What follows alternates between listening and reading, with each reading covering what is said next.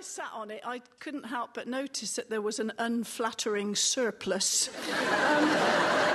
But anyway, what you had to do was lean forward and grab this bar and then pull it towards you in a rowing motion. And the whole thing was computerised. There was a screen in front of you, so you could see how many knots or fathoms or whatever it was you would have travelled if the thing hadn't been bolted to the floor. So anyway, I'd only been doing it for a little while, but I wasn't used to it, and I found it very, very strenuous. And I got this terrific, agonising stitch all across my tummy, and I was so hot, you know, I had this old pink tracksuit on, because I didn't think it would matter what you wore. I thought, well, I'm only going to sweat in it, you know, what's it going to matter? But I was very wrong in that, because everybody else had spent £10,000 on the crop top and the cycling shorts and the thong and the headband and the wristband and all that. Anyway, so I sat on this rowing machine and I was so hot and I had a terrible stitch, but I didn't want the people to come up with the oxygen, you know, if they thought there was something wrong with me. And so I pretended to be admiring the view.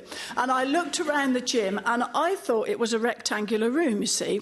But unbeknown to me, it was a square room, and all of the right-hand wall was comprised of a mirror, a big mirror comprised with potted palms.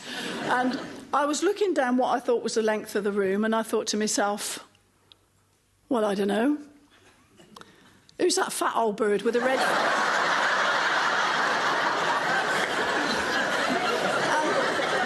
and with a shock of horror, I realised it was me. And I couldn't believe what a ghastly sight I was, with my hair hanging in stringy ropes. And I was so dejected, I went and got my stuff, my little bag, and I went home. And I couldn't get my money back. You know, I'd bought a whole year's membership, and I knew I was never going to go there again, and I felt really, really dejected.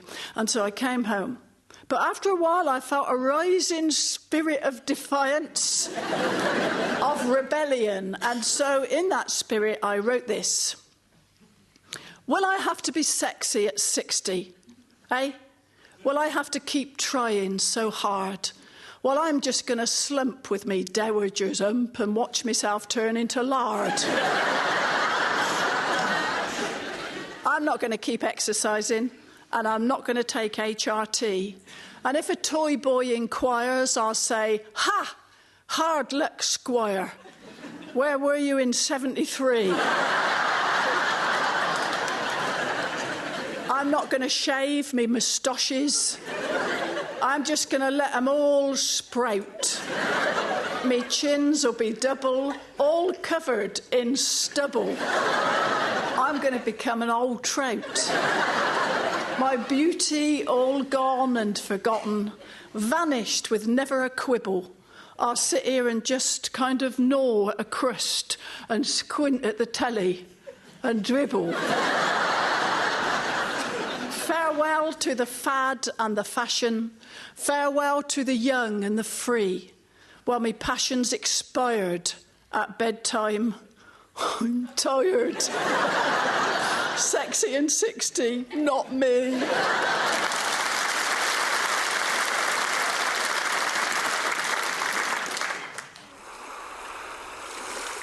Over here, by this sand dune, all right?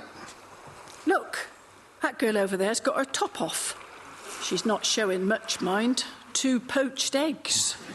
They've all got the tops off. So they have. Well, that's it. I'm not staying here. Why not? Well, nobody's got any clothes on.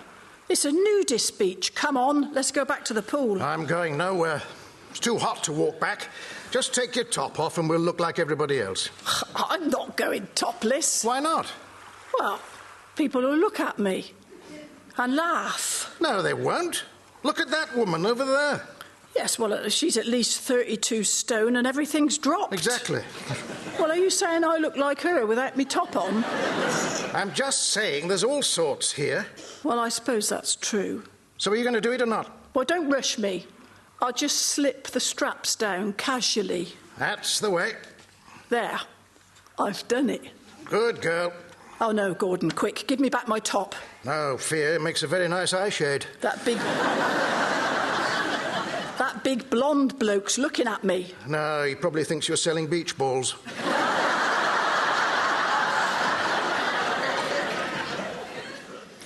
nice, actually, feeling the sun on your bits. No, don't look. Lean back a bit. I told you not to look. Why do you want me to lean back? It just smooths out the folds a bit. What folds? Well, it's just a slight pleating, that's all. Nothing that a bit of leaning won't cure. Better? Ah, well, now that's created another difficulty. They seem to have disappeared. Down the side.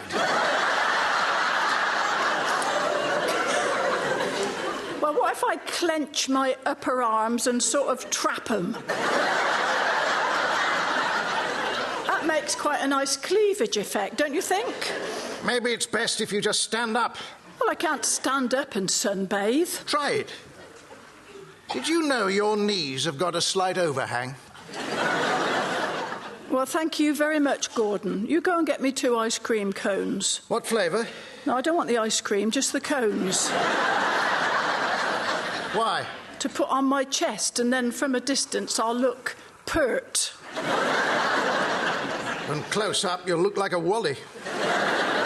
Well, that's not the way to the ice cream van. Now, I'm going to the car park. I think you'll need traffic cones.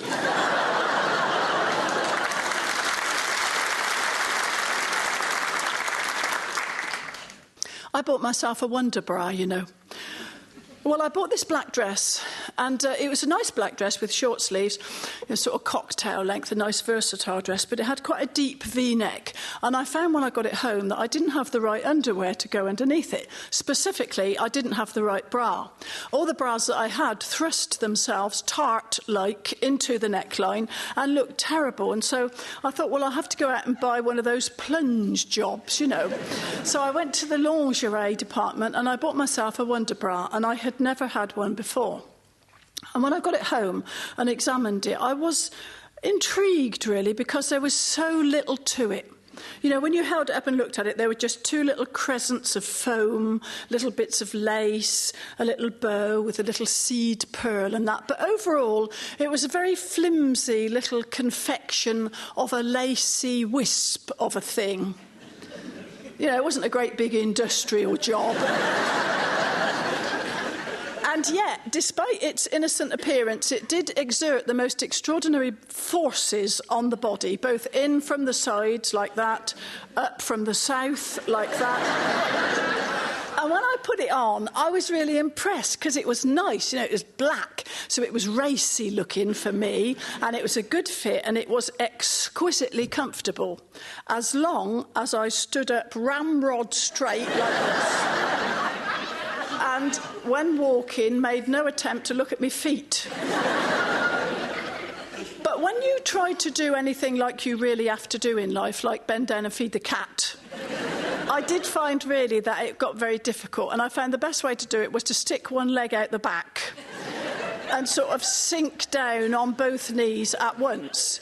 Because if you tried to lean forward from the vertical, I did find that after you got past a certain point, all the goods fell off the shelf.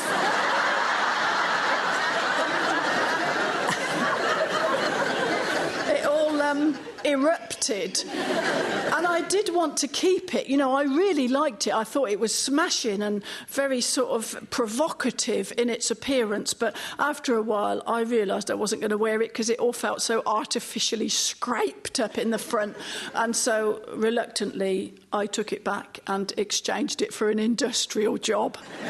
But not before it had given me the idea for this little ode, which I'd like to do for you now. I bought myself a Wonderbra for $14.99. It looked so good on the model girl's chest, and I hoped it would on mine. I took it from the packaging, and when I tried it on, the Wonderbra restored to me all I believed had gone. Oh, it gave me such a figure. I can't believe it's mine. I showed it to my husband, and it made his eyeballs shine.